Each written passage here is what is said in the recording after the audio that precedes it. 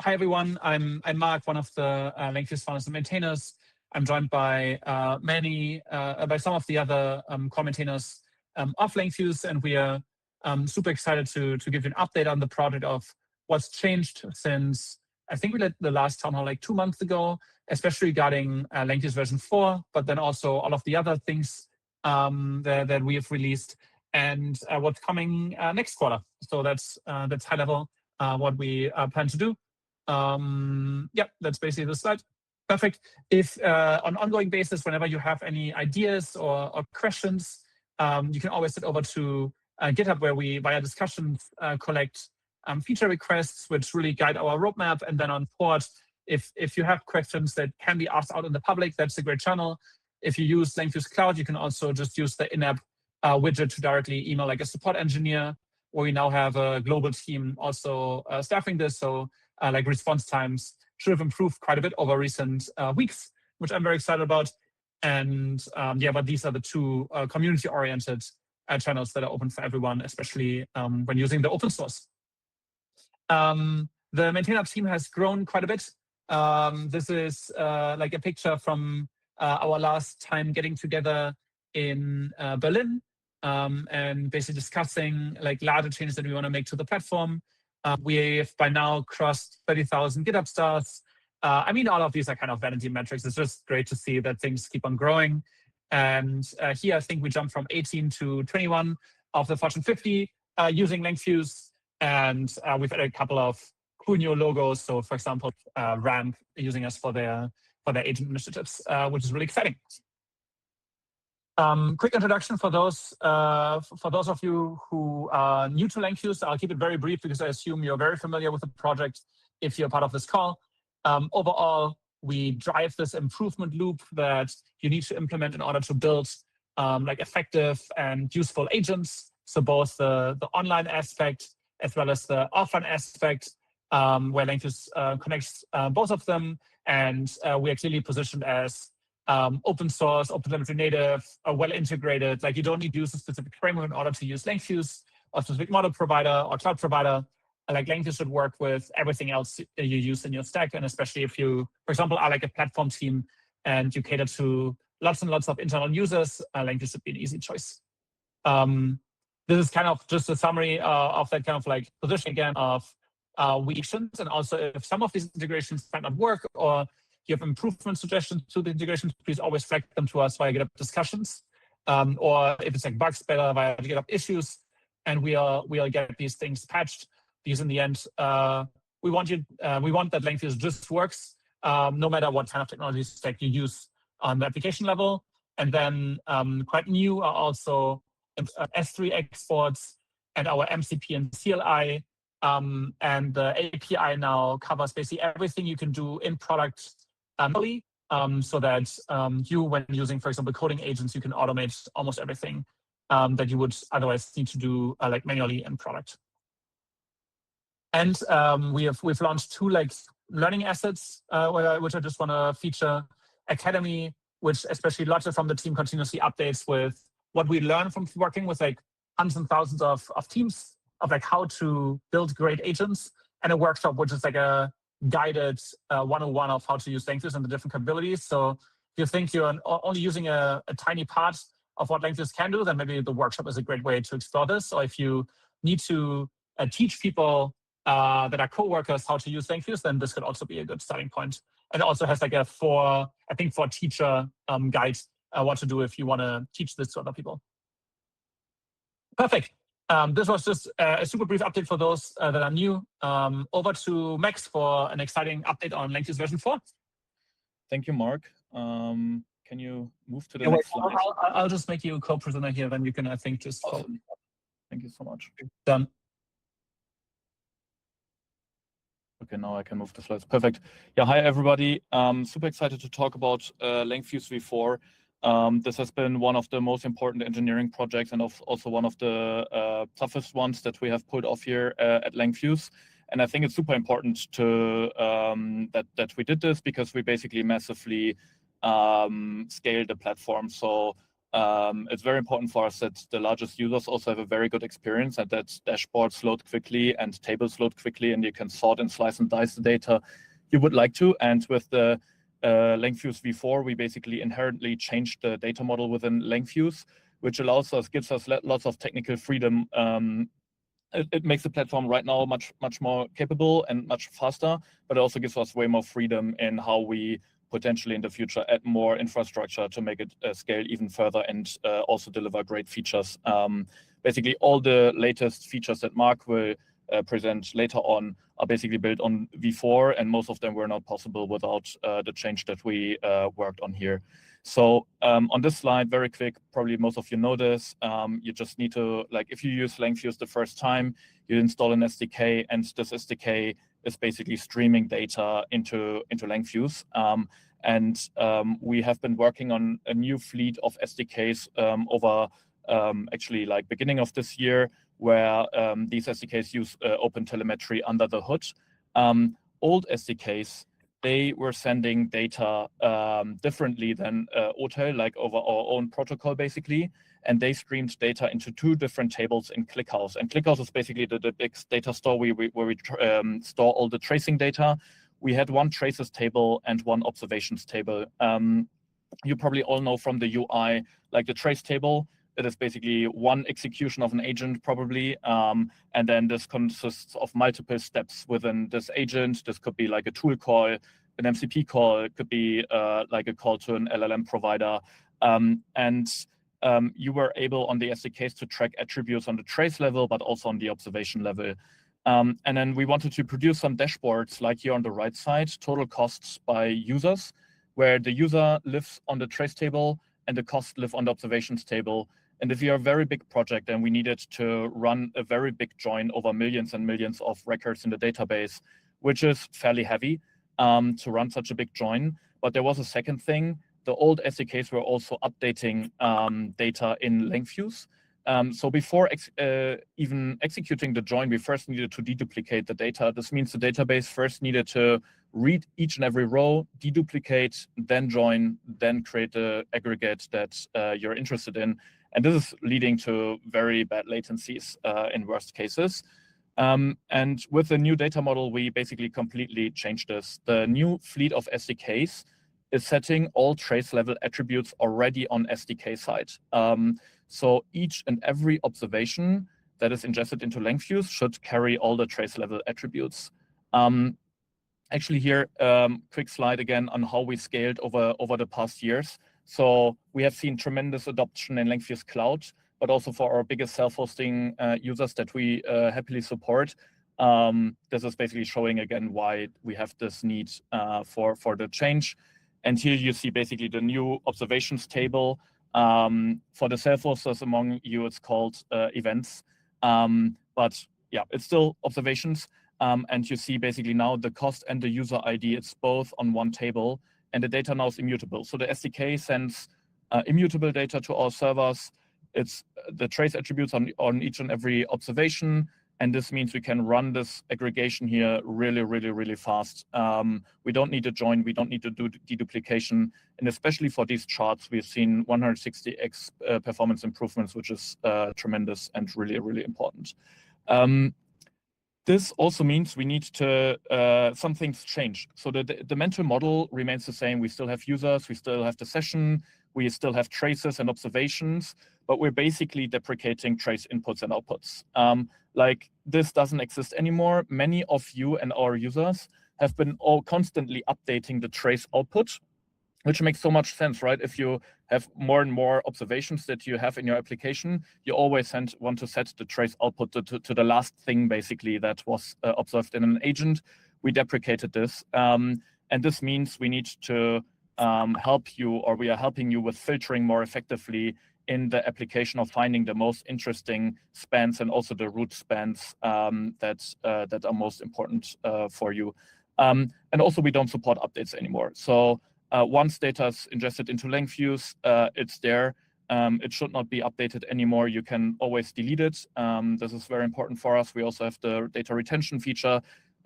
It's like for most of our customers important for compliance reasons to have these functionalities, but updating is just not supported anymore due to the change that I just mentioned. Again, what is the benefit? We see like a massive performance improvement on query time for the self-hosters of you, and also our engineering team. It also means our ingestion pipeline could be massively simplified, because we don't need to use S3 that heavily in our ingestion pipeline anymore. It's still S3 first, but we use the S3 APIs much less, and this means we can basically process way more ingestion with a much slower, lower S3 bill, and also we need way less worker containers to basically process all the ingest. Also, we spend way less money on ClickHouse itself because the queries get more lightweight. And as I said, we have more architectural freedom for the future to, for example, adopt materialized views to pre-aggregate data already in ClickHouse to be even more performant in queries. There's something we weren't able to do before, because with updates, this would mean we would double count, and we don't want to show you inaccurate cost, for example. We want to roll this out this week. So in Langfuse Cloud, this has been available already since quite some time as a preview. You could basically toggle this on and off. We are now rolling this out this week, and we will flip over to Langfuse V4 only in 3 months. This means we ask you to do some changes if you're using Langfuse Cloud. The most important one is basically to upgrade SDKs. This is the most important thing. Go to the latest major version, basically to the latest version you can see, upgrade SDKs, and this is the most important thing you can do. And then depending on features, you may need to do some work on features that you use. You may need to do some work there as well. Because basically with the change of our data model, some things that downstream were working are not working anymore. So for example, the S3 export or some APIs, they don't work anymore. They won't work anymore. So we changed them, and yeah, we help as much as possible with UI helpers to basically make the change as easy as possible, and also tons of documentation. So as I said, upgrading SDKs is the most important thing, but also some people directly ingest via OTel, or maybe via the very old ingestion API, and build. So some of our users build like wrappers around this old ingestion API. So everybody should be moving to the new OTel ingestion API, and then to the latest SDKs. For the downstream features, we have some APIs that we deprecated. For example, the traces API is the most prominent API that we will deprecate. We have replacements for these. These replacements is the V2 observations API and the V2 metrics API. They are way more performant than anything that we have out there right now, and way more useful as well. For evaluators, we basically deprecate the current trace level evaluators. We currently have observation level targets where you can basically set an evaluator on each and every observation and filter them effectively. We have on our roadmap the plan to work on multi-span evals. So you could, for example, for a session, run a single eval, but the trace level evaluators will be gone, specifically because trace input and output are just deprecated, and we can't offer this anymore. For exports, the data shape also changes slightly. This also means that you would need to change the dropdown. There's a dropdown in the export section to change that to the latest one, and the shape of data will slightly change in the S3 destination. The same for post hoc and mixed panel. We have plenty of documentation. So we have a langfuse.com/docs/v4 page where we explain all of what I just said, with tons of links to upgrade flows for all the different features. The team has worked really hard on making these documentation as simple as possible, and also as extensive as possible. And there's also a langfuse.com/docs/compatibility page where you can see all the details, like exactly which SDK version you're using, which server version you may be using, what is compatible, what is not compatible, and you see the exact details. This is pretty extensive and maybe overwhelming, but you will see all the details in there. We also have a compatibility page for self-hosted users, specifically one interesting for the ones that still run Langfuse V2, which I think nobody does anymore, but we're still, for completeness, we have it. And now I'm gonna share my screen. Give me a second, please.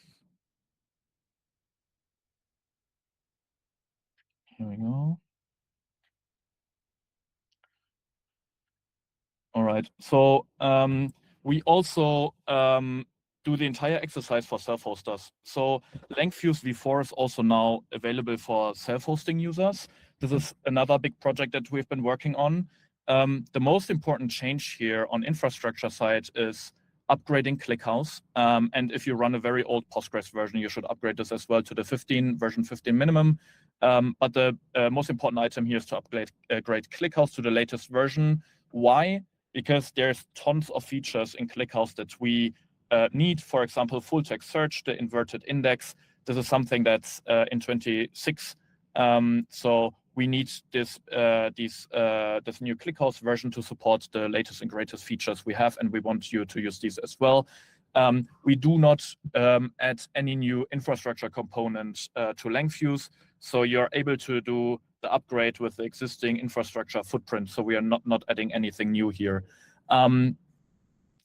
You will need to upgrade basically to Langfuse V4 by pulling the latest images of our Docker containers, and you can decide on which version you basically want to run this. You could say, hey, I'm a new user. I just want to have the new experience, and then you can just pick events only.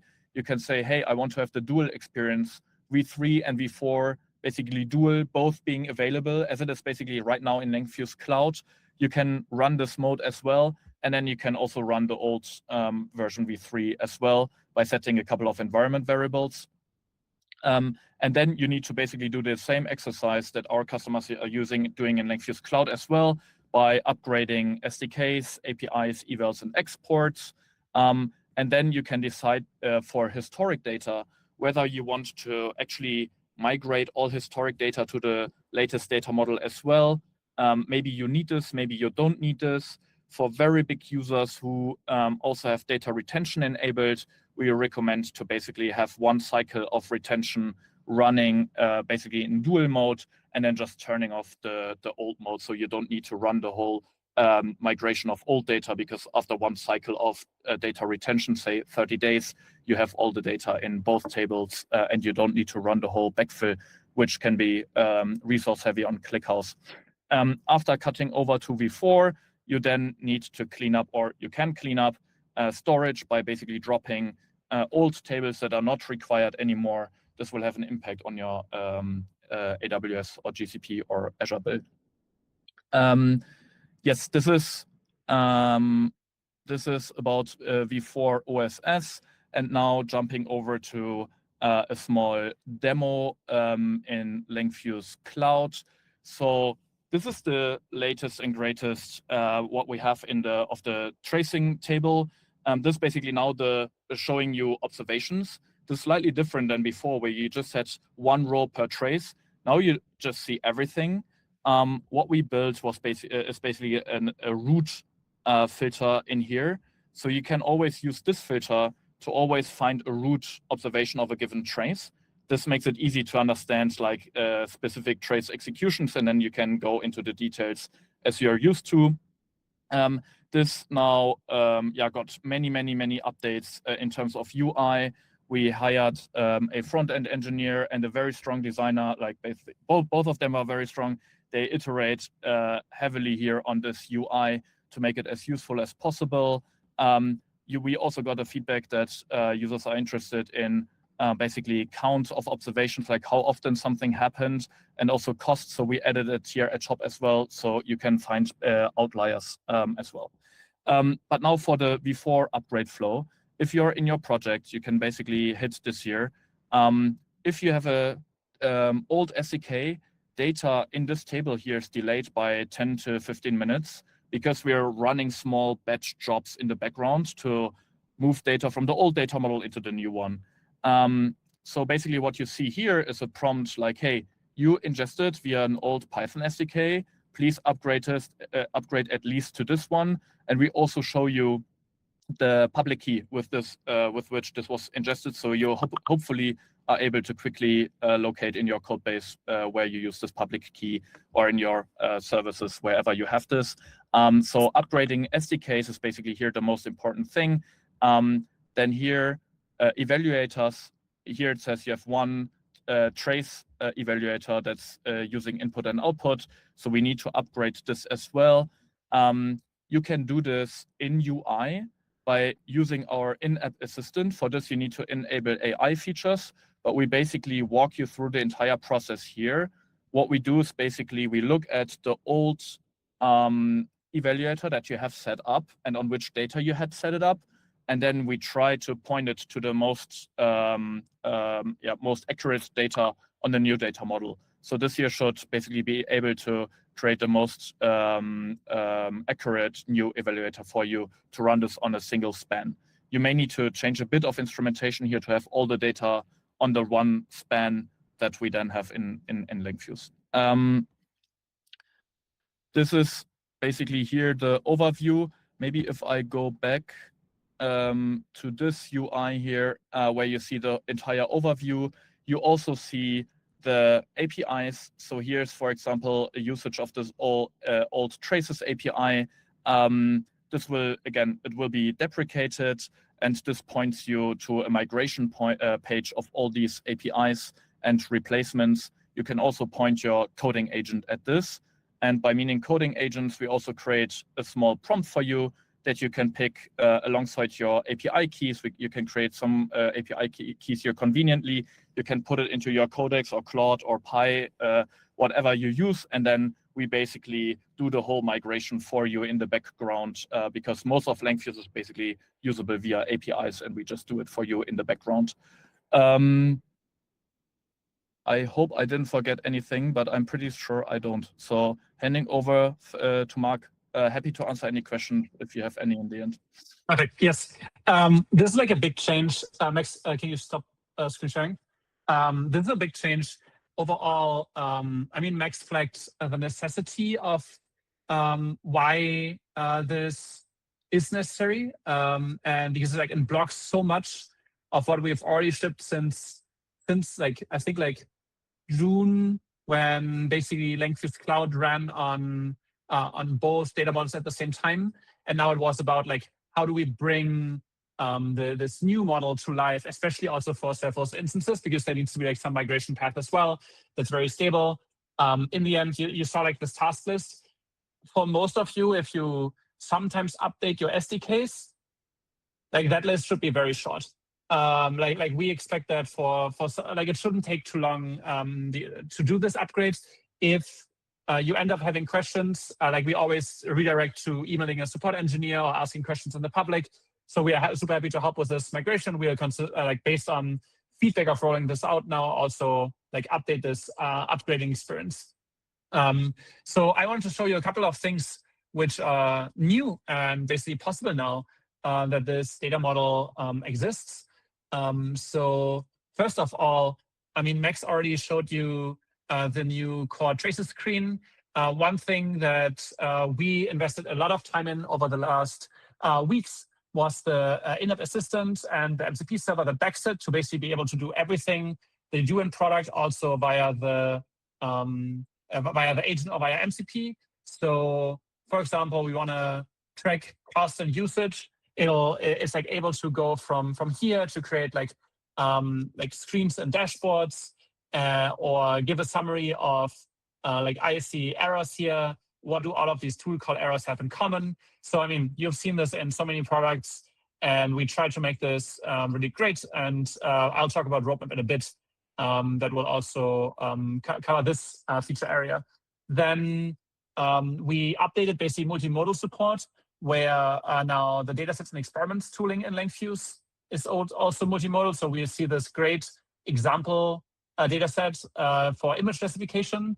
I mean, a lot of like our like customers or users that build like B2B products, a lot of them require like some document processing or like extraction, where multimodal support across experiments is really helpful, because there in the end, the document pipeline often drives the quality of the overall application. Then, especially in TypeScript, like we use the AI SDK to build Langfuse, but also a lot of our users use the AI SDK. And V7 has a big upgrade in terms of observability, where now, for example, here also in the blog post, you can see how it now looks in Langfuse with like much richer observability of what happens step by step in these agent executions just by default. Because in the end, we just, with all of the integrations, target that things just work. And yeah, shout out to Hasib from the Langfuse core maintainer team that got this to life. Then when we go back here, something that I knew here as well is also from every point in the core tracing experience, you can always also then like plot charts. And for example, I don't know, we want to cost sum, break it down by model, and then add this to a dashboard. Like this is new. Shout out to Nikita who built this. The Ask AI here is much better to basically, I don't know, show me tool call errors. So we can go from basically natural language query to, okay, we see errors of where we have tool calls. Okay, currently we don't see any tool call errors, but this is how it would work. Then we have our MCP and API now also supports, I mean, this is our MCP server now, which basically is everything you might want to do in product. And also all experimentation features are now covered by the API and MCP. And I don't know how many people of you use this here when you are on a data set and experiment. We have this run experiment button where you can also trigger an experiment via a webhook. So I'll quickly show you the docs. This has been available for like 6 months now. So you can basically build your own experiment runner. For example, like deploy it as like a GitHub action, and then you can still make it usable via like a button in-app by adding a webhook. What's new here now is that these requests can be signed, and you can add additional like encryption, additional authentication headers if you want to.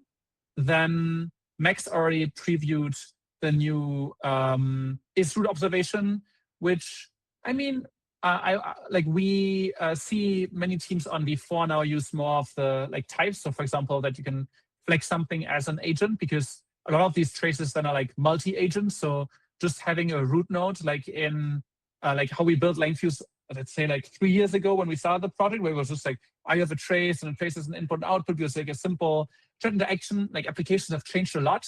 So we expect that like the types are used heavily to find like interesting slices, and then you can save them as a view. And we've now made like it easier to find, for example, slow or costly things very quickly.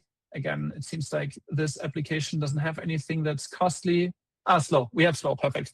Then the graph view has changed a lot, where we have different modes. It's way more performant, and depending on what you want to see, like you have this aggregated one or expanded one, where expanded like repetition shows up as like repeated nodes, or which sometimes just makes it easier to identify what's going on. Then in evaluators now, these are the new elements of judge evaluators that are running on top of the new data model. So here are the filters. What's new now is you can ingest basically tool calls that were made into an eval if you just want the tool call segment of an input output of an LLM call. Then here we have the summary of what's going on. Let's show like last 7 days. So for example, if I'm interested in like a cost summary, I see like a spike. Let's say this is interesting to me. I can just drag, find like the offender, and like nail it down to whatever this is to find what's basically costly or what drives some kind of like peaks. So this is just like a nice in-app small like graph to make this easier. Then exports now are much more performant. where when you have an integration and you export to blob storage, you can now pick Parquet as a file type for exports, which generally just gives you way more scalability. You can also filter on which columns you want in your raw exports, and then you can drop all of this into your data warehouse or data lake. Then when you evaluate, and for example, here again, we set up an evaluator. If you sample, the sampling now is deterministic. So if you have multiple evaluators with the same sampling, it all lands in the, like they consistently sample the same data.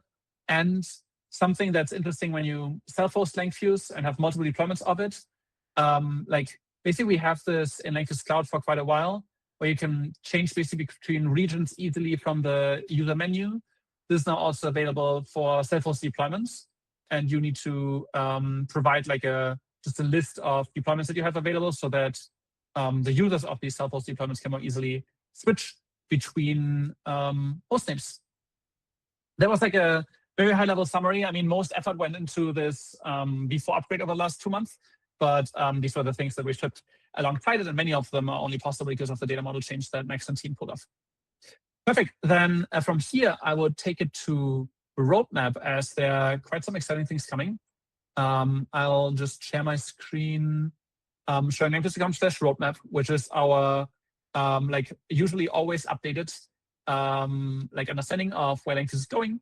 Over the next weeks, Hasib, who many of you will know, like one of the earliest maintainers of Langfuse, is currently working on a gateway product that's part of the Langfuse core control plane, mostly because we see that a lot of our users want to observe like coding agent usage, and currently it requires kind of like piecing together like a larger open source stack, where generally for us adding this as a core product area is comparatively simple. So we'll launch a product probably this quarter in that direction. Then we'll go from currently, like Langfuse is very flexible. Like you can set up your own evals in all sorts of directions.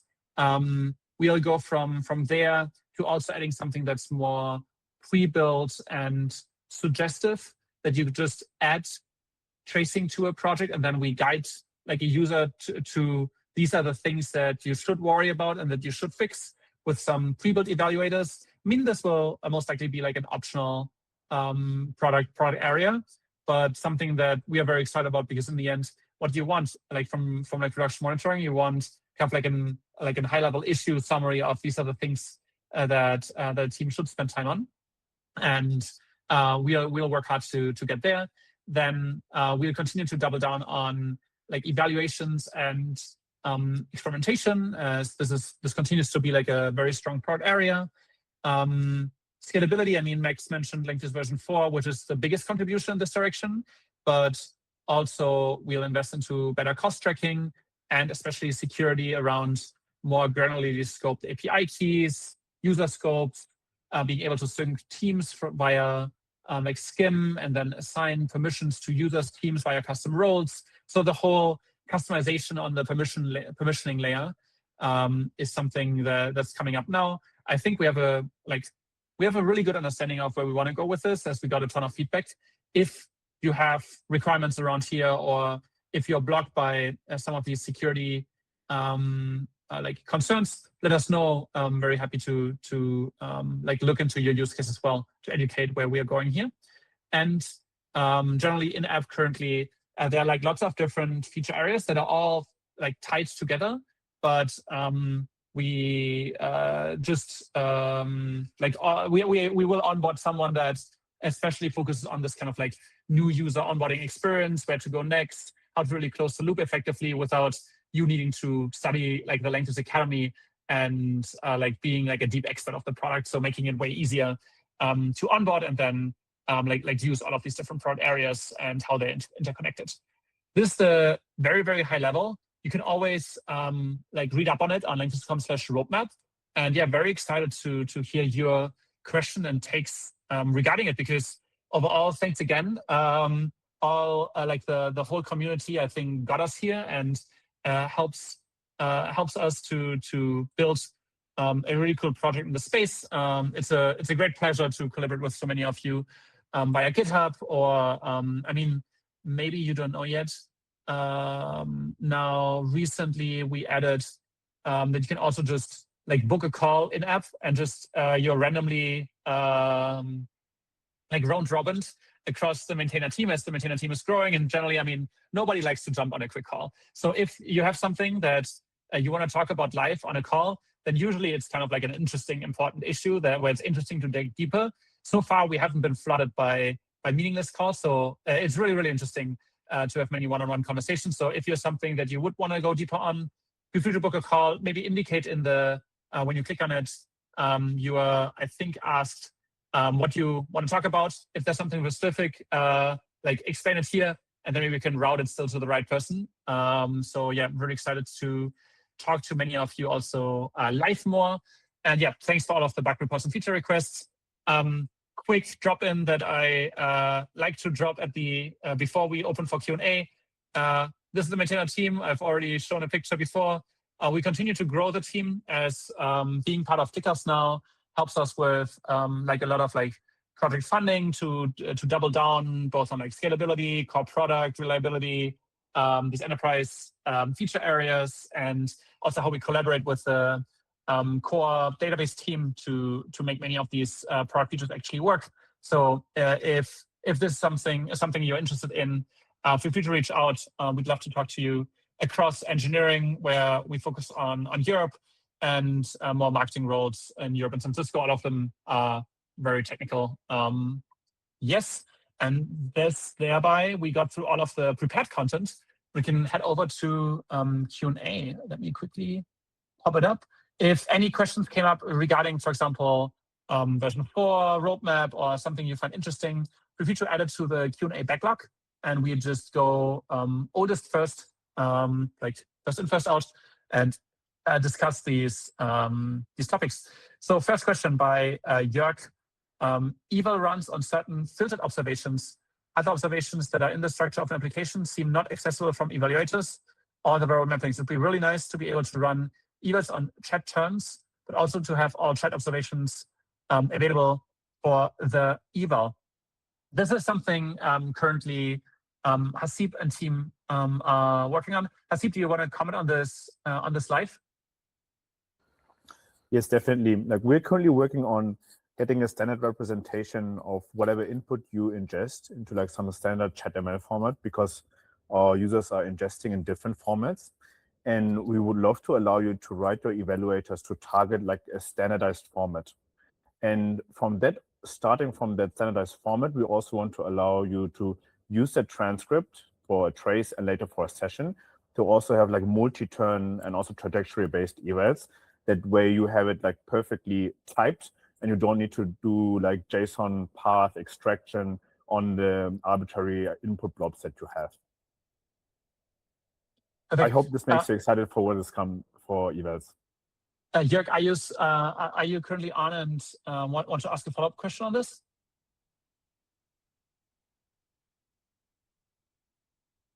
Okay, totally understood. If you don't want to talk live on a recorded call, then let's continue. Dimitri is asking whether there's support plan for OTLP over gRPC. Max, yes. What's our plan here currently? We do not. We don't have this on our roadmap, but we can look into this. So currently, we don't have a plan to do this, but we can pick this up. Mm-hmm. Dimitri, do you want to comment on it live? Like why this would be exciting for you? Because right now I think it's like JSON and protobuf over HTTP is supported. Where yeah, what does gRPC add for you? Just as like the transport, why are you why would this be helpful for you? Feel free to put it in the chat in case you don't want to speak live. Because I think I saw you in the list of people on the call. Perfect. Then let's continue. Another question from Dimitri. Will you allow to connect the in-app assistant to other providers like Hugging Face inference providers? So whether basically the I understand the question as whether the like inference needed to run the in-app assistant, whether it will be bring your own model eventually. Currently, we are looking into this. The initial beta is launched with a dependency on Anthropic models. Specifically, we use Opus for it right now, just in order to have like a very tight loop and see basically how users use it to improve it. Because generally, all models, you can't just build an assist like this kind of like agent once with like the context and harness and assume that it will work just the same way with whatever model you will drop into it. But we're currently looking into how we can make this more flexible, especially if you self-host Langfuse and you can't use some centralized inference service. So this is something we are discussing. If you have like Dimitri, as you weren't able to like add comments live, if you have more thoughts on this or can motivate this, feel free to open a GitHub issue to explain why this would be useful for you. Another one by Dimitri. Can we connect code evaluators to some containers with multi-tenant support for production usage? Not alias Lambda. Let me see. Hasib, could you comment on this? Because I don't think Tobias on the call, right? Yes, if I understood the question correctly, it is like not using lambdas as the execution backbone, but rather other cloud functions. Is that correct? This is more about like I think when self-hosting Langfuse, and the question is whether there's like a good secure way of hosting code-based evaluators if you don't want like a Lambda dependency. We have an open pull request by the community currently that allows to basically ping an arbitrary endpoint. We are currently in discussion with Toby, like what is going to be the contract between the Langfuse code eval backend and those like third-party endpoints that we can support going forward in order for self-hosters to basically configure a third-party endpoint where they can like accept like the code eval jobs in a specific format and just send us back the responses. We are currently looking into that. If you have specific requirements with respect to that, I would love to hear those so we can get this into account as well. Okay, perfect. Then a similar ask, Dimitri, as for the last topic. I mean, this is currently already in flight. If there's something specific about your deployment situation, feel free to raise like an issue on GitHub with just some details, and then we can take this async and make sure that, or look into whether we can make this compatible, that what's on the roadmap basically works for your deployment scenario. Awesome. Then Haris asked that he would like to have a method to copy traces and not just download them from the UI, like an AWS CloudWatch, because apparently the use case is I see a single trace and I want to copy something that's a text that I can probably paste into a coding agent instead of just downloading a JSON file or using the in-app assistant. Yeah, there's like a very easy add. I made a note. We'll get this done quickly. Thanks, Haris, for the suggestion. Then next one is by Yassine. I've been using Langfuse for my own project, and the roadmap looks exciting, especially the product engineering roles. Love to contribute. Where should I reach out after the call? If you want to contribute, like in the open source, we have a contributing file in our repository. If you want to contribute full-time, then just go to langfuse.com/join us, and you can see which basically roles are open on the team, and then reach out via that role description. And then there is the last question by Anonymous. I work on a team that builds MCP tools on proprietary software to feed data to an agent run by a different team. Do you anticipate creating docs or walkthroughs on setting up evals for MCP tools specifically? Yes, I think this is currently on the roadmap for our academy, or we wanted to publish a guide on this because we realized that teams have this need to test tool descriptions or tools and how they are then picked up by downstream agents independently. We are doing this, for example, internally for our Langfuse in-app assistant. And generally, Langfuse experiments can be used for this. So you basically have an like a data set with example inputs or like configurations of agent harnesses, and then in the part of the independent variable as well, you have the current configuration of like an MCP server, whether it's like a mock of tools and descriptions or just of like the whole server. By the way, the same also works for skills, and then you can discover whether they get picked up correctly. Anonymous, if you have more details here, feel free to reach out via like Langfuse support with a question. Would love to learn more about that use case. And another question by Anonymous, will the dashboard widget builder go beyond single fixed aggregation, specifically grouping filtering by JSON fields inside input-output, now that V4 stores payloads as native JSON, and ratio metrics, math between two aggregates, for example? This is currently on the, like, both splitting out dimensions out of, for example, the metadata, and potentially like computed metrics are something we are looking into. If you want to comment on it live while this is exciting or interesting for you, feel free to do it. Alternatively, also, again, would love to get more context on this if you open a GitHub issue to explain. But yeah, generally this is on the roadmap. I would expect that we see some improvements in this direction over the next 2 to 3 months. But yeah, we have some other items as well. So yeah, this is we want to expand how dashboards work, and these are 2 of the things we are very excited about.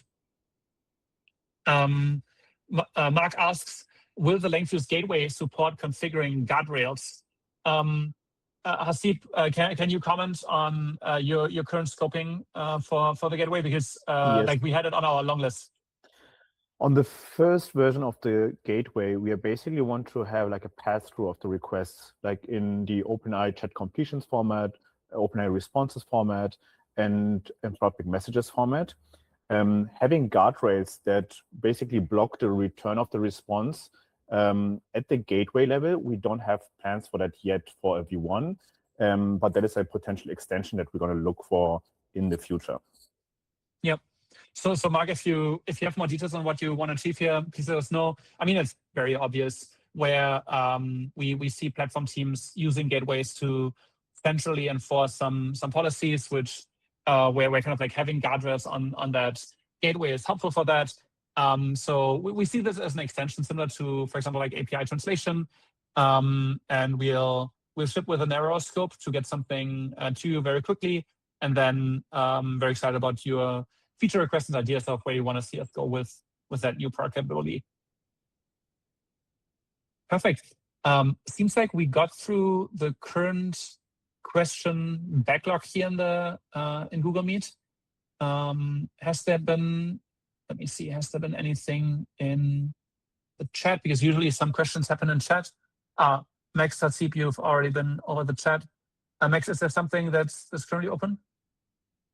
No, I think everything addressed. Okay, great.